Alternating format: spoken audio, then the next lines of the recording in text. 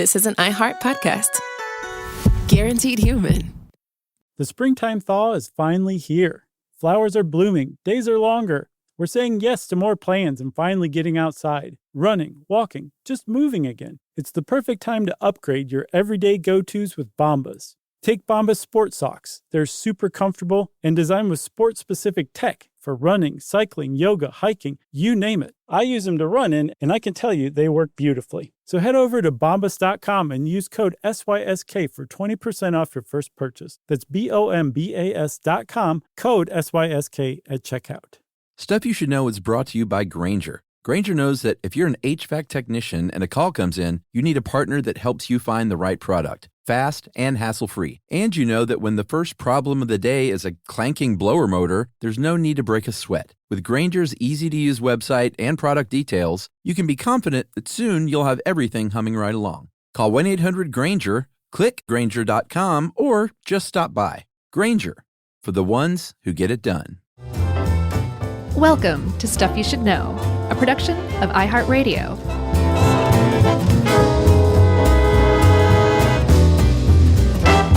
Hey, and welcome to the podcast. I'm Josh, and there's Chuck, and Jerry's here too, and this is Stuff You Should Know. Was that a horse or a goat? Hey, take your pick, buddy. Well, the working title for this one is History of Veterinary Medicine, or When Did People Stop Only Caring About Horses and Cows When It Comes to Animals? The answer to that question is pretty recently, actually. And and I should just say livestock.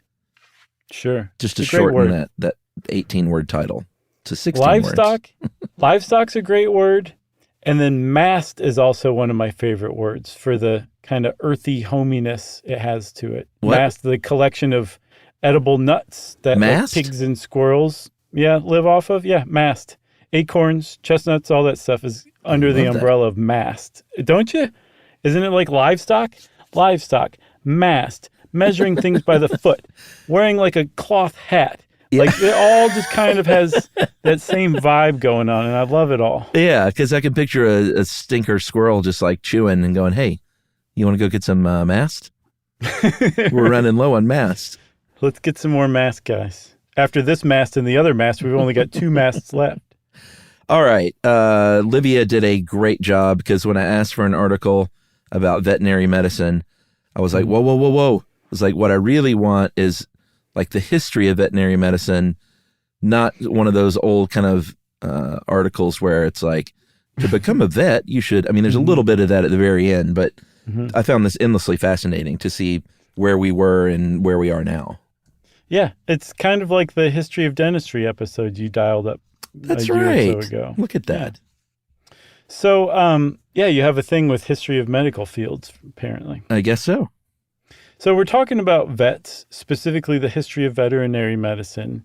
And we don't exactly know when it starts. Our first unambiguous evidence that people were caring medically for animals comes about 41-ish hundred years ago in the Mesopotamian city of Lagash, where somebody named Erlagaladina was mentioned as somebody who was an expert in healing animals, I guess scrawled on a bathroom wall somewhere in Lagash. Sure. But we presume that the people were caring for animals thousands of years before that because we domesticated animals thousands of years before that. And just by the very virtue of us depending on those animals, somebody along the way figured out it's kind of important to keep these animals healthy and happy, and we need to figure out tips and techniques for doing that. And that was really the birth of veterinary medicine. Yeah. I mean, their lives depended on this livestock. Mast. And so, of course, they wanted to keep these things alive so they could use them in all the ways that they were used. And, of course, we're talking about, at the time, like very rudimentary stuff like, hey, what should we feed them? And then let's watch, and are they thriving? So let's either watch this. Feed them more of that or less of this. So, right. In other words, let's work on their diet. Let's see if we can get that right. Let's see what kind of like herbs and fruits and roots and things like that we could use to try and heal them. There's the actual word veterinarian, which is an English term based on the Latin verb vehiri, Veheri, which is to draw, as in like, drawing a horse or something like that. Like a horse drawing a wagon. Yeah. It was to treat. Because you could win an art scholarship if you could draw that parrot, right? Horses were the one thing that I could draw because I had a book once that taught me how to draw horses. Draw a it's horse. really so you start with 3. Is that a book or a movie or something? I don't know. It sounds like something, doesn't it? A Wilco song? Is that what it is? Okay. No. So you start with a big circle, and then you make a slightly less big circle, a little to the left of that, and then a little up and to the left above that slightly less big circle. You do a smallish circle, and then you've got the rump, the front, and the head of the horse, and you just start filling lines in from there. And believe me, Connect the it dots. works. Yeah, it really works really well. Can you still draw a horse? I haven't tried in a really long time, but will you try and probably. draw a horse and put that on your Instagram? I will. Please. I will. By Okay. Josh, age 46. Right. Oh, that's funny. And then look, you can look back on it when you're 56 and have all those fond memories. Like I was so terrible at drawing horses. Yumi can pull it out and say, look what you did when you were 46. So we're going to get to the U.S., but all of this action right now in terms of caring for cattle and horses and sheep and things is in medieval or is in Europe. And in medieval Europe, you might, have a status symbol animal like, hey, I'm a falconer or something. Check out this bad boy. Or look at these regal greyhounds. So they would care, in that case, very specifically, would care for what we might think of as a pet. But that was not the common thing. And pets, as far as veterinary care, didn't come around till much, much later. No, but this does support part of a long-standing tradition that exists still today, that the well-off to the uber wealthy are responsible for funding veterinary practices. Yeah. That's true. Yeah. And in Great Britain, in the United States, the ideas were that if you were responsible for putting shoes on a horse, if you were a farrier, you also, more often I think than putting shoes on a horse back then, you would carve their toenails. Sure. Or their hooves, I guess is another way to put it. Yeah, their toenails. If you want to get technical. But there's a certain way you can carve them to make them faster, to make them more stable, to make sure their feet aren't aching, that kind of thing. And that kind of evolved into the earliest, I guess, in the U.S. and Great Britain, practitioners of horse medical care. If you went to see the farrier, that he could probably help you with your horse, especially if you needed your horse's junk cut off. Yeah, they would. That's one of the surgeries a farrier could perform for you. You could also go to a cow leech, which is just kind of what you think. It's someone who, someone who takes care of cows. I guess they would use leeching methods and things, but it was someone who specialized in dealing with your sick cow. And again, the farriers and the cow leeches did this stuff because they were just around them all the time. So it makes sense if you're shoeing a horse, you have more, maybe an intuitive sense of how to help a horse. You know what I'm saying? Right. Yeah. And so you would basically learn this as an apprentice, which means that some good ideas were passed along. Some really bad ideas were passed along. There wasn't any book learning about caring for animals at the time. And there wasn't a lot of specialization outside of farriers. And I guess I get the impression that cows were getting some side attention here, but for the most part, it was horse. Of course. That was like the driving force, yes, of the establishment of veterinary medicine as an actual specialist field. Yeah, big time. And you might not be surprised, or you may be surprised to learn that it sort of, not quite lockstep, but it sort of progressed. It feels like just behind medicine on humans. Like as we started dissecting humans, they started dissecting horses. And it just sort of makes sense. It's like these are other living mammals. And if we learn how to study bones and muscles and organs of people, then we can certainly learn how to do that on this horse. Right. A sea change book came along in 1610 by, would that be Gervais or Gervaise? I'm going with Gervais. Okay, Gervais Markham called... That's a new hotel name, by the way. Gervais Markham. Yeah. Oh, boy, I'd stay there. And I love how, like, on the nose... No. The fake name you used to check into a hotel, not the name of a hotel. That sounds like a hotel What happened to chain. you during the January break? That sounds like a hotel chain. Gervais Markham? It sounds more like a white heel law firm. Oh, all right. Maybe you're Is that the right term, white heel? I don't know. Well-heeled. White collar? Though. No, I can't remember. A white hot law firm? Yeah, white hot law. No, I get you now. No, that's a great hotel name to check in under. Gervais Markham. Gotcha. And this was back when book titles were more of a description of what's in the book rather than, right. And they still try and get to that. Like we learned that when we titled our own book, but they were really on the nose back then. And this was called Markham's Masterpiece, spelled Peece, containing all knowledge belonging to smith, farrier, or horse leech, touching on curing all diseases in horses. And I'm not joking when I said this thing was a big deal. It was the go-to book for 200 plus years. They were printing this thing. 200 years. Imagine if our book was printed for the next 200 years. This would essentially be like the horse caring for Bible is what it was. The problem is again, a lot of those bad ideas got put into this book too and spread, like using leeches for bloodletting, for things like purging, which I think is exactly what it sounds like. Making your horse vomit? Yeah, exactly. Using herbal remedies, some of which may or may not have worked. It's not like we're saying like, nope, modern veterinary medicine is the only possible way to care for an animal. Like I'm sure a lot of these folk remedies did actually work just from, people trying them over and over again and finding this is pretty effective. Yeah. But there was also a lot of bunk in there too. Yet these books were good enough that for 200 years, they were used to care for horses. Right. I just want to make sure that we got that point across. Should we take a break or wait? Let's take a break, Chuck. I'm getting a little riled up. All right, let's take a break. Go settle down.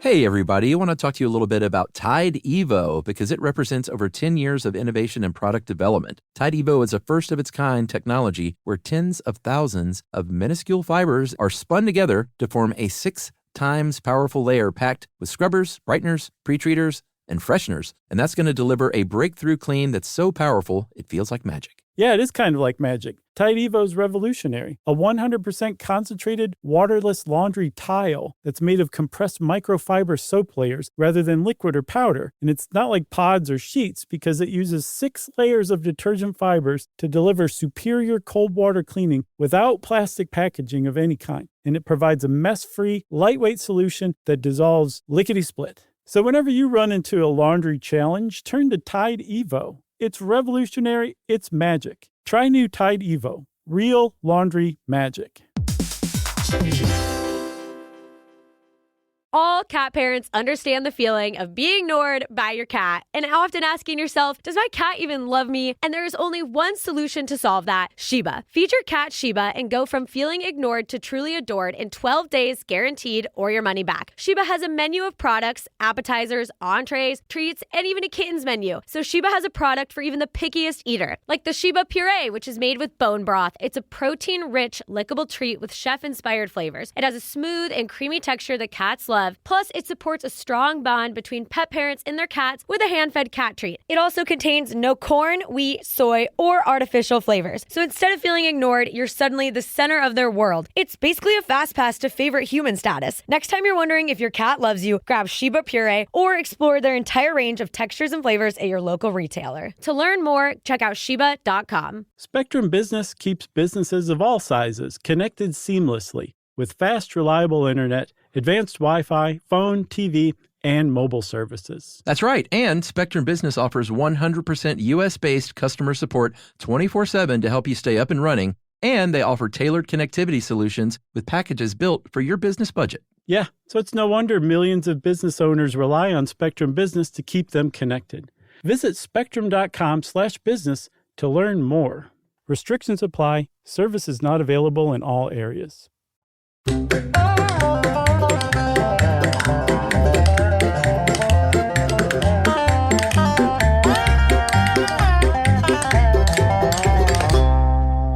Okay, Chuck, you talked about a sea change. You want to talk about a real sea change? Yeah. I got one right here. There's a guy named Claude Bourgelat. Man. He was a riding academy instructor. Mm-hmm. Actually, the guy who ran the riding academy in Lyon, France, back in the 1760s. And he said, you know what? There's not a lot of like formal science-based education in caring for horses. And I think that's problematic. So I'm going to write a little book in 1750 talking about how to care for horses. But also I'm going to kind of like go to Louis XV and his court and say, guys, this is really actually very important. Horses have an enormous impact on our lives. And I really think that we should start setting up horse veterinary schools. And Louis XV said, okay, I'm with you, man. Let's try it. Yeah. He said, you want to keep hunting foxes? And King Louis said, sure. And he said, well, your horses aren't doing so hot. Mm-hmm. And there's no school to make them feel better. So why don't you fund this? And they funded it, I believe, sort of temporarily at first. And I guess it proved to be, at least successful enough to really put it on the books for good. Right. I think what really changed things was something came along called the Rinderpest, which totally sounds like some folk horror movie, Ari Aster thing. Right. But the Rinderpest was the cattle plague, and it hit Europe in a big, big way. And we're talking to the tune of about 200 million cattle dying over the course of, what is that, like 50-something years? In Europe alone. Yeah, in Europe. So that really made King Louis sit up and take notice. So that short-term grant became permanent state support. And this Bourgelat guy he was a really big deal because he started a couple of schools, and it is what these schools did, but it was also these schools then sprouting other schools, and the people that he instructed then going on and teaching others. It was really just the beginning of a movement, which was vet school. And it was good that they started that, that was kind of like the ground zero for veterinary medicine, because they seemed to actually know what they were talking about. They used science-based, science-backed best practices. It wasn't just a lot of hokum, like they actually said, does this actually work? Let's test it out. And so it did spread, I think, at first to Vienna in 1767, about 6 years after the Lyon School was set up. London, 1791, Berlin, 1792. And then, for those of us in America, you're like, in America well, it wasn't about a little less than 100 years later before America really started to get serious about veterinary medicine. Yeah, it was almost as if the American colonists set things up and they were like, all right, we're going to kind of do things like they were done 100 years ago in Europe where we came from. They cared about horses and cattle just in the same way that, as far as depending on them for all the things that livestock provided. But it was just way less advanced. They were still doing the let's feed them this and see what happens. And again, this is a new country, so there was a bit of a learning curve, I think, as far as climate and like what's available to eat and stuff like that. But it wasn't so different that they had to kind of go back 100 years, I don't think. They were still using Gervais Markham's book. Right. Though they were, actually, right? They definitely were, yeah. The thing I saw it described as, so in the United States in particular, it was just basically taken for granted that if you own a horse or you own livestock, you, the horse owner, the farmer, has the knowledge to care for and keep those animals healthy. That it's your responsibility, that it was just viewed as, veterinary medicine was just viewed as another chore around the farm. It was not something that you needed book learning for. You didn't need some pencil neck from the city to come tell you how to do it right. It was just up to the farmer, the horse owner, to care for their animal. Yeah, and I've got something kind of staggering here that Livia dug up. That horses, of course, here we go again. Man, that's so hard to not say. Horses were the main animal that everyone was concerned with, but there was an analysis of advertisements for veterinary remedies found in Tennessee newspapers from 1849 to 1900, and found that more than half were for horses, and then following in order were cows, chickens, hogs, and sheep. And what's astounding to me is that means that someone did an analysis of veterinary remedy advertisements in Tennessee newspapers from 1849 to 1900. Yeah, you got me with that. I was going to be like, so you found that astounding, huh? Who did that? Really pulled it out at the end. Some people who had too much funding. Do you think Livia did it? No, I saw the paper and I don't remember who wrote it. Oh, man. I was so hoping she'd be like, guys, I went over and above this time. It was me. So the thing that, what was his name? Claude Bourgelat, the guy who founded the Lyon Veterinary Academy that kind of spawned so many others. The thing that he warned Louis XV about, like, hey, man, you really depend on horses a lot and we need to keep them safe. That kind of came and bit America, horse bit America in the rear end, because by the 1870s, there was a horse plague, kind of like cattle rinderpest, which, by the way, Chuck, I just want to say this. Do you know rinderpest is one of 2 diseases considered eradicated from Earth, the other being smallpox? Oh, really? Yeah. It's almost kind of like how smallpox devastated humanity. Rinderpest devastated cattle for a very, very long time. And so we just said, we're done with this. And so in 2011, it was declared eradicated. They should decide that about all disease. I agree. They're like, we're still making our mind up about the other ones. We're done with this one. Let's get rid of it. Okay. So there was a horse plague that came around, at least some sort of epidemic that really kind of spread throughout the United States. And it showed America like, hey, you guys really depend on horses, because the horses all called in sick to work. They did. And this is a time when there was, I think what they responded with was, hey, we need to care for our horses, but it wasn't necessarily medical care still. It was, again, let's see if we can get their diet better. Maybe if these horses are really sick, we should clean their stables out more. Maybe we should, change their blankets out and give them clean blankets, things like that. But it still wasn't, and, they had sort of the home remedies and stuff they were still doing, but it still wasn't this, I guess, what would have been at the time, advanced medical veterinary care happening. No, and as a result, because they hadn't really figured this out yet, those horses that were sick, the Great Fire of Boston in 1872 burned as badly as it did because the fire department basically had to show up on foot. There weren't any horses available. They were all sick. And also from that outbreak in the 1870s, the ASPCA developed and was actually given policing powers in New York City, because they would go around and inspect horses out on the street to see if they were sick, because if you were an owner and you were making your horse work sick, you were in big trouble, especially with the ASPCA. Because you could make other horses sick, or you were just doing the wrong thing? Both. Okay. Yeah. That's good to know.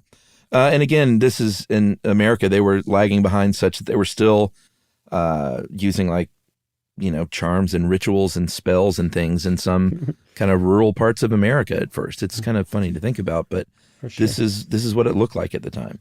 Chuck, tell them how to cure bots, which is a parasitic fly infection that horses can get. Well, if you're talking about the one from the 1820 book, this is from a healer, I guess a horse healer, in Pennsylvania, and bots is that parasitic infection. Right. Here's what you would do. I know why you're making me read this. You would, quote, stroke the horse down with a hand 3 times.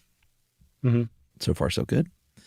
Lead it about 3 times, holding its head toward the sun, saying, the Holy One saith, Joseph passed over a field, and there he found 3 small worms, the one being black, another being brown, and the third being red.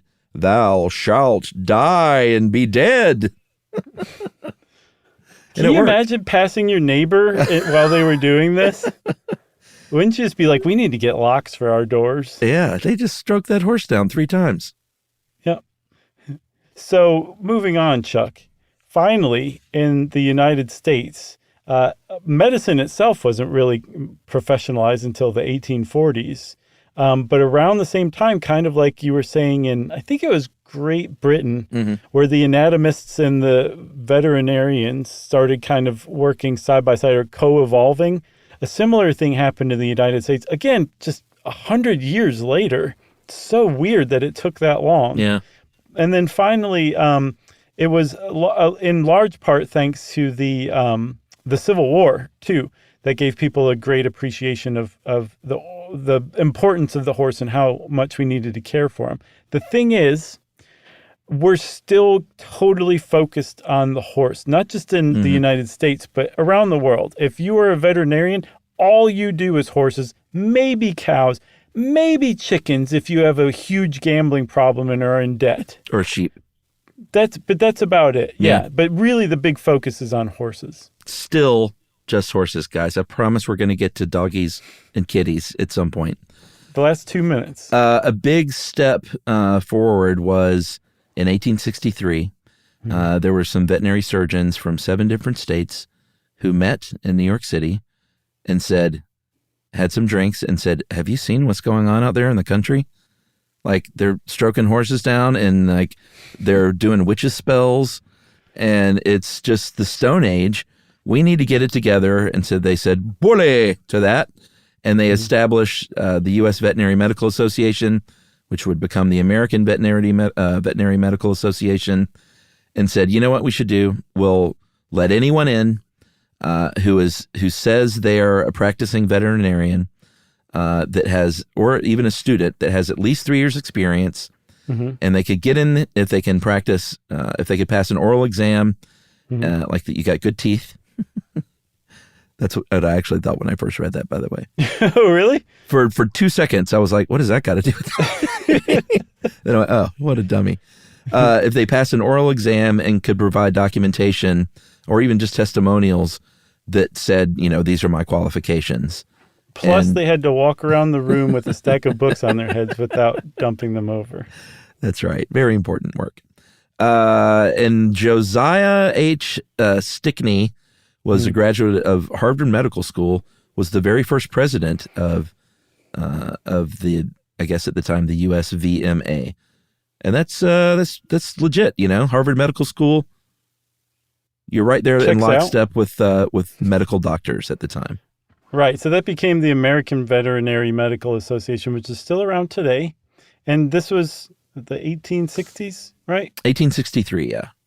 And then Congress even said, hey, get this, we want to get in on the act. If you are if you're in the cavalry, you have to have at least one farrier in a regiment. And that farrier, if you're going to take care of horses, you have to have a degree from a veterinary college. We're going to start taking this seriously from now on, everybody, okay? No more messing around, no more hexcraft or anything like that. We're done with that. We're going to get into science now. Yeah, quit stroking down that horse and go to school.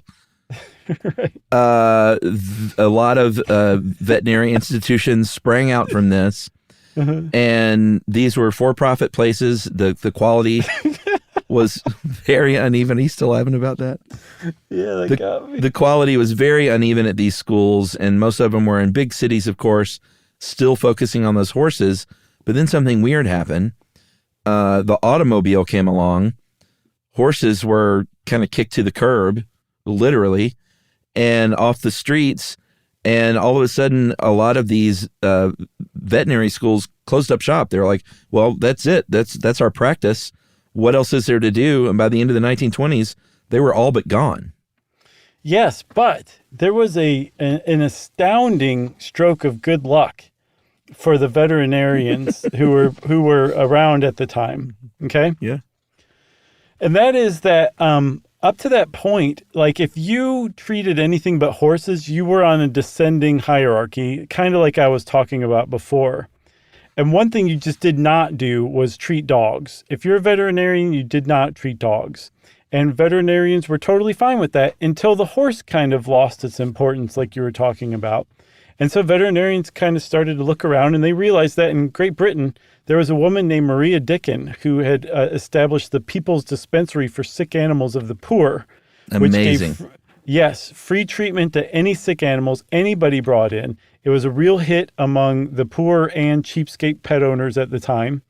And they were doing it without any veterinary training whatsoever. They were just using trial and error. And just from that kind of experience, they actually got really good at treating dogs. And so veterinarians said, well, we don't have horses to practice on anymore. We're going to take over dogs, and we're going to go after the PDSA and basically make them work with us. All right. I feel like that's a great little cliffhanger there. Mm-hmm. We're finally at doggies. We're still not at kitties yet, everybody.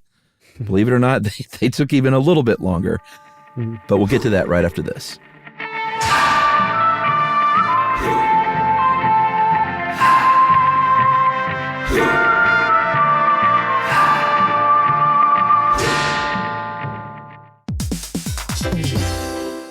Hey everybody, I want to talk to you a little bit about Tide Evo because it represents over 10 years of innovation and product development. Tide Evo is a first-of-its-kind technology where tens of thousands of minuscule fibers are spun together to form a 6 times powerful layer packed with scrubbers, brighteners, pre-treaters, and fresheners. And that's going to deliver a breakthrough clean that's so powerful it feels like magic. Yeah, it is kind of like magic. Tide Evo is revolutionary. A 100% concentrated, waterless laundry tile that's made of compressed microfiber soap layers rather than liquid or powder. And it's not like pods or sheets because it uses 6 layers of detergent fibers to deliver superior cold water cleaning without plastic packaging of any kind. And it provides a mess-free, lightweight solution that dissolves lickety-split. So whenever you run into a laundry challenge, turn to Tide Evo. It's revolutionary. It's magic. Try new Tide Evo. Real laundry magic.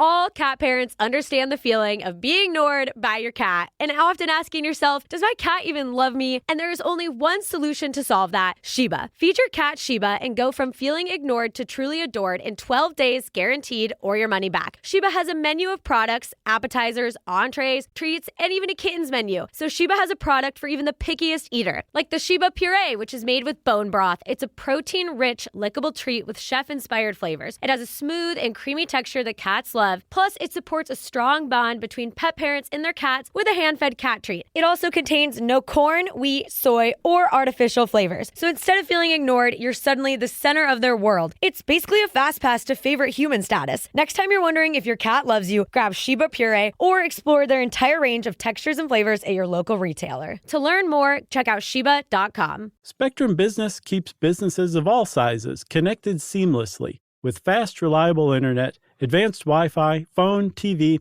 and mobile services. That's right. And Spectrum Business offers 100% U.S.-based customer support 24/7 to help you stay up and running. And they offer tailored connectivity solutions with packages built for your business budget. Yeah, so it's no wonder millions of business owners rely on Spectrum Business to keep them connected.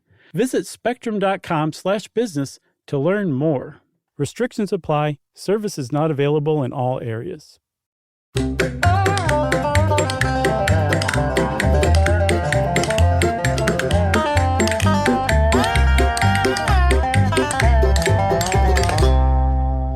All right. So where we left off was you introduced a woman named Maria Dicken who did great work kind of founding the idea of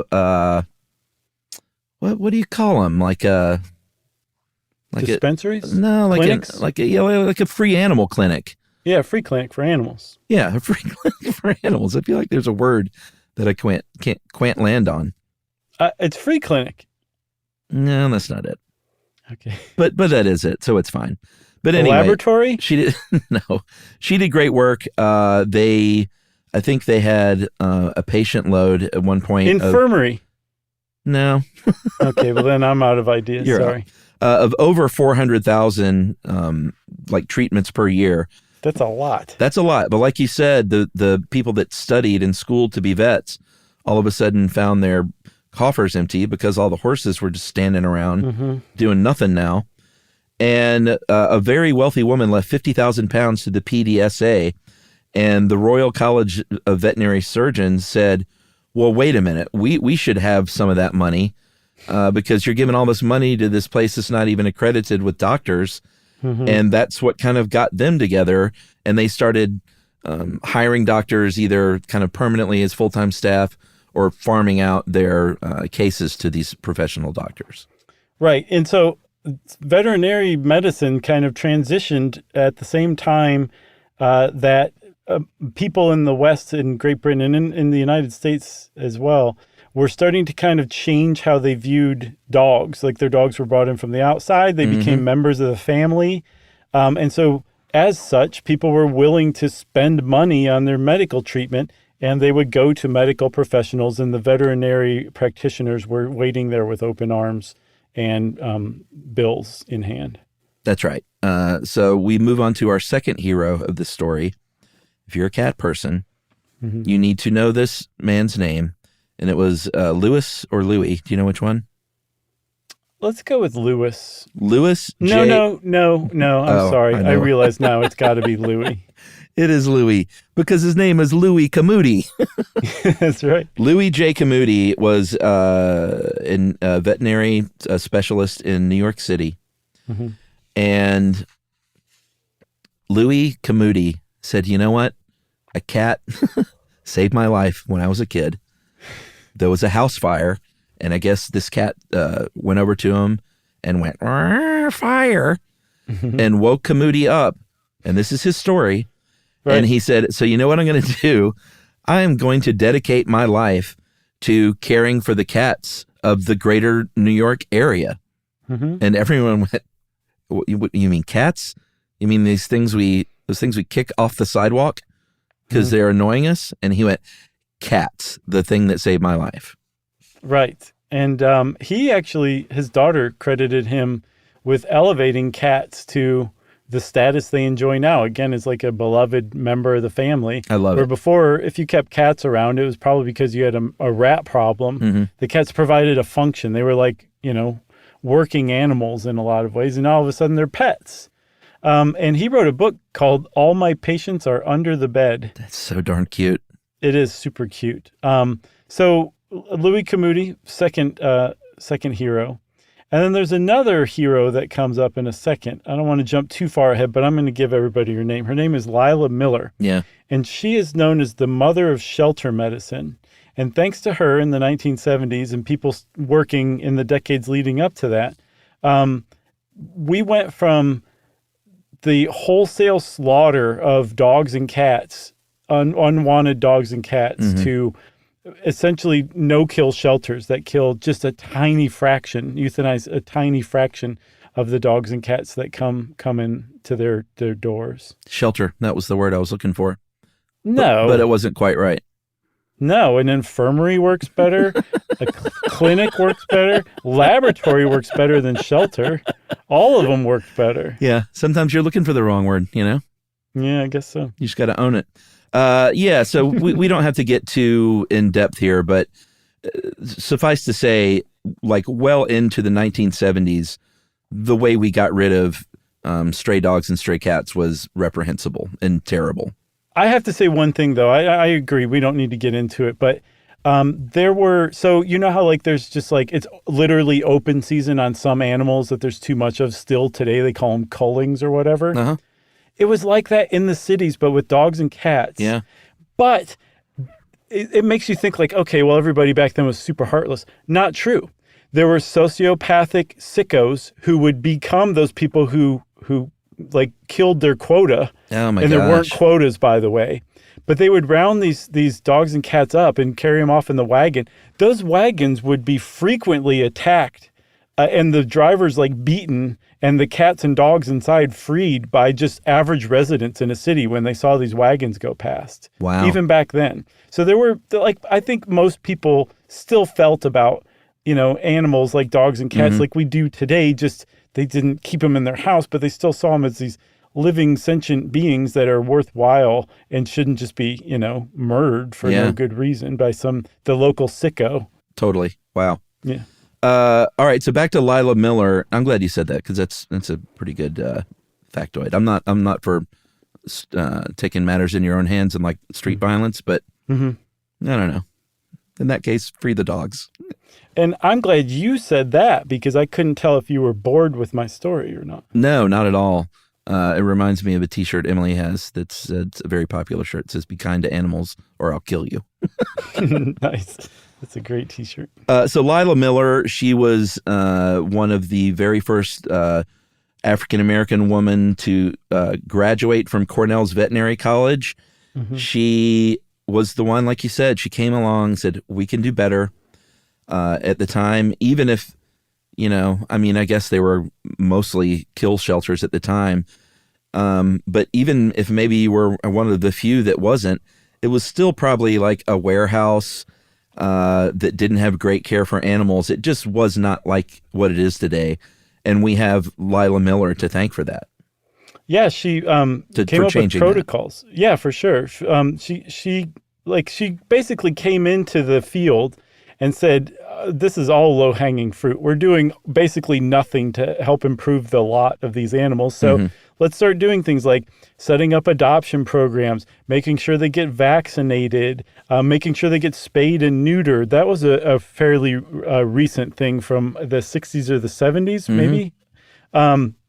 Oh, no, I'm sorry. It started in the 30s, but culturally it wasn't a really big thing until the 60s or the 70s, thanks to people like Lila Miller and Bob Barker. No joke. Yeah. And as a result, because of these protocols that she came up with and just the complete change in attitude she brought to animal shelters, the rates of euthanasia just plummeted in cities around the country. Like, if you want to be grossed out, go look at euthanasia rates of cities like Los Angeles or New York or Boston in like 1960. Yeah. It's just mind-boggling. And now it's down to just a small fraction of what it used to be because so many of those dogs are adopted out because of these change of protocols, thanks to Lila Miller and others like her. Yeah, and I mean, just so much has changed since then as the dog and cat population has grown and even more and more pets have come inside. I mean, you think like, yeah, people started having pets a while ago and it's been fairly static, but get this stat, between 88 and 2017, the number of pet dogs in the U.S. grew by 50%. Mm-hmm. And by 2018, almost 2/3 of household pets owned at least, or households owned at least one pet. And those pets sometimes had pets. Right. And just you and I grew up in the 70s and 80s. I'm a little bit older, but I even remember being a kid and like very shamefully, I mean, we didn't live in the country, but we lived in the woods on a couple of acres in suburban Atlanta. And like my parents grew up in not rural Tennessee, but they didn't grow up in big cities in the 40s and 50s. So like we didn't take our animals to the vet. Like we had cats that came and went. They weren't inside. We had dogs that were out in an outdoor, and that's not to say like, if people have a very nice outdoor enclosure for their dog and that works for them and the dog is safe, that's a personal choice. I think all dogs should be in bed with you, personally. For sure. But I'm not going to I'm not shaming people that might have an outdoor dog or cat as long as they're really, really cared for. It's not what I do. But back then, like, our animals never came inside. If a cat happened to run inside, it was like, get him out of here. Right. And I wasn't saying that. I was like, oh, the cat's inside. The cat's inside. Right. But like the notion of, and this was like even veterinary care, like if they really, really, really needed something, our animals would go to the vet. And this is like a shameful admission. This isn't, I'm not trying to like out my family, but this is kind of how it was, is what I'm saying. But the notion of taking your animals in once a year for a checkup was just, people didn't do that kind of thing back then. No, it's a really relatively new thing, and it evolved in lockstep with the amount of money that the middle class and upwards were willing to pay to take care of their pets. And the amount of pets. That's part of it too. And also I believe that veterinarians have come up with new and amazing ways to bill you that you can spend money on your pets. Oh, God bless them. We'd spend a lot of money there. For sure. And then also there's been a lot more specialization as a result. So you don't have to go to the same vet for your dog's, rabies shot and to treat their, tumor or something like that. Like there's pet oncologists, neurologists, epidemiologists. It's really something. But because veterinarians, they don't learn essentially as a profession. They went from being completely with all their eggs in the horse basket to totally abandoning the horse and putting it all in the pet basket. Mm-hmm. And as a result, there's a real shortage of rural veterinarians who are large animal vets that know how to work on a horse, that know how to work on a cow. And I'm guessing that's going to be something that will have to be addressed eventually. Yeah, for sure. I mean, it's really amazing how things have changed in the past, 30, 40 years in the United States. And I want to shout out my vet. Can I do that? Yes. Well, I'm going to shout out Avondale Veterinary Hospital because they're great. We followed our doctor, Stacy is her name. Mm-hmm. That's an awesome name. When she left our old vet to go to a new practice, we followed her there because she's so great. So big ups to Dr. Stacy and Dr. Graff and Michelle and Kim and Leona and Kat and Abby and Jordan and Jennifer and Carrie and everyone else who helps out there. They're awesome. And I just, more and more people are becoming, and, we should mention another reason that there's more veterinary care is more people are interested in becoming vets. Right. That job has really exploded over the last 20 or 30 years. Yeah, for sure. It's good work. I guess I'll shout out Mo's vet. We're actually torn right now because Mo's vet left Dr. Janosko, who's awesome. She went to another practice, but we love the practice that Mo's at so much. We're like hemming and hawing about what to do. Oh, that's tough. See, we were ready to leave. We were getting a little frustrated with other parts of the old practice. Mm-hmm. So when Dr. Stacy left, we were like, oh, great, this is perfect. That's awesome. That's a tough decision for you.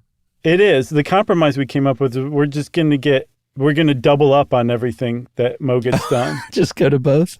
Yeah. One right after the other. Oh, man. Doubling your vet bill. I love it. I have a little Mo anecdote, if you don't mind me sharing. I would love to hear about little Momo.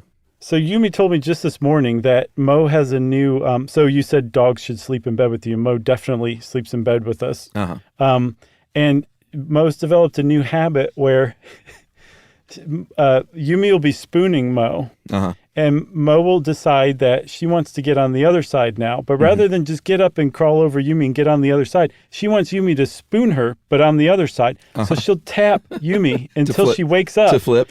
Yeah, and gets that she needs to roll over now because Mo wants to spoon on this side. Oh, boy. It's the best. Great? Yeah. Mo runs us, for sure. Well, at least somebody's in charge. That's right. You got anything else? I got nothing else. Okay, well, if you want to know more about veterinarians, go get friendly with a veterinarian. They'll tell you what you want to know. And since I said that, it's time for listener mail. All right, so I can't put it off any longer. We're going to go through some of the favorite tangents of 2022 from Ian Bowers of Sandusky, Ohio. Ian put together our tangents and non sequiturs list of 2021. And we said, hey, if you want to keep doing this, we'll read it. And so Ian said, great. So here we go. I'm going to go through these pretty quick, but these are a fun walk down memory lane for us because we forget these jokes all the time. The Mystery of the Toynbee Tiles, Josh's love of the Alfred Hitchcock Presents the Three Detectives books. The Mystery of Coal episode, stainless steel pickup trucks at the Atlanta Olympics and how you still haven't seen them. Yeah, that one's popped up a few times. Waterland acknowledgments from May 10th. A Beastie Boys dad joke leads Chuck and Josh to reciting their favorite Beastie Boys line, and Chuck reveals he accidentally taught his daughter an inappropriate Beastie Boys lyric when she was too young. Did I tell you off the air? No, I don't believe you did. All right, so we're going to take a short break, and I'll let you know right now, and then we'll be back in 1 second. Oh, my goodness. Oh, wow. Okay, well, that was Josh's literal reaction to what I just told him. I'm so sorry, everybody. What a tease. I can't tell everybody. Sorry. Interestingly, cats, invasive species. Long discussion right at the top of Josh and Chuck's favorite newspaper cartoon strips. Sure. Of course. May 31st, The Scintillating World of Interest Rates. Discussion of the movie The Green Knight. Leading Josh and Chuck agreeing that A24 has a flawless streak of movie releases. Rockin'. We're going to go see The Whale in the theater soon, and I don't want to know anything about it other than A24 released it. Talk to me after you see it. Okay. June 7th, Freedom of the Press, a very intricate, descriptive 3-minute discussion of how Josh and Chuck would ride a horse over a cliff. Oh, I remember this one. Wearing individual parachutes. I remember that too. We landed safely, if I remember correctly. We did. I like that one. That bugs some people, though. Let me see. July 5th, ultra-processed foods. Josh eating hot wings while wearing finger condoms. And the director Chuck worked for, he would eat Cheetos wearing surgical gloves as a bit. That was Tom Schiller. Supernovae, July 19th.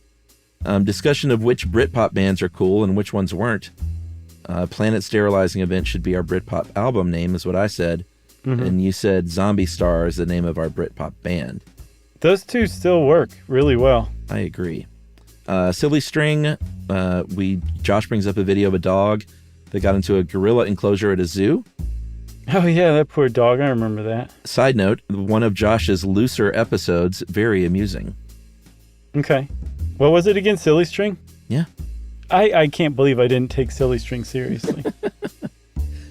Short Stuff, The Burner Street Hoax, Chuck's daughter's love of the songs Girls Just Want to Have Fun. In her brief, only girls want to have fun and boys do not.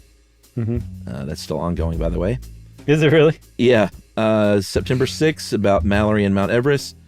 Not a tangent, but Chuck casually mentioned the rope trauma. Josh brushed past it without asking what happened, to Chuck's dismay. At that point, Chuck refused. Chuck, he should say, became a big baby and refused to tell the story of what happened, despite Josh asking repeatedly. Chuck said he'll take it to his grave. Classic SYSK moment. How do license plates work? Chuck's incredulity, that Josh didn't know what serif about sans serif. Yeah. He should say Chuck was a big jerk about the fact that Josh didn't know that. That was the one you apologized about later, right? I did. I felt bad about that. Don't feel bad. No one ever wants to be told, what, you know that? Man, you just made me feel bad all over again. And then finally, from just recently, November 30th, on Goosebumps, whether all or just some of the members of the band Boston went to school at MIT. Did we ever figure that out? They definitely did not, but I didn't look it up. I just knew that. Oh, well, that was very nice of you to just gently walk past it later on. Thanks, Ian Bowers. Once again, this is a lot of fun. We'll read them again next year. Very nice. Thanks, Ian. Thank you for completing that very stressful assignment. We would love it if you did it again. Okay? Agreed. If you want to be like Ian, you can't. Ian's one of a kind. But you can get in touch with us and send us an email of your own. Wrap it up, spank it on the bottom, and send it off to stuffpodcast@iheartradio.com. Stuff You Should Know is a production of iHeartRadio. For more podcasts from iHeartRadio, visit the iHeartRadio app, Apple Podcasts, or wherever you listen to your favorite shows.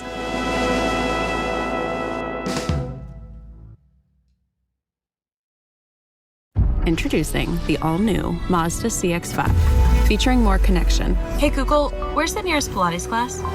Safety that has your back. More discovery on the scenic routes. More passion in the details. And more control in changing weather. The all-new Mazda CX-5. More to move every side of you.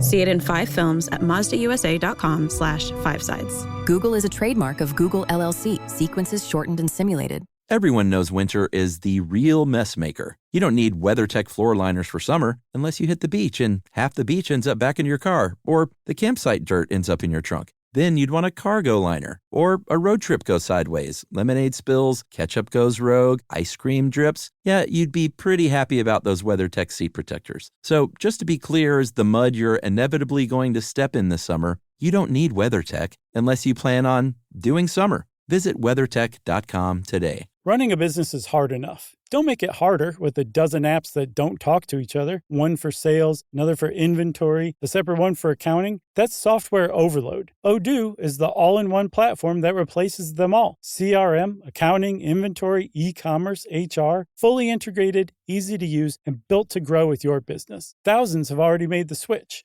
Why not you? Try Odoo for free at odoo.com. That's odoo.com. This is an iHeart podcast. Guaranteed human.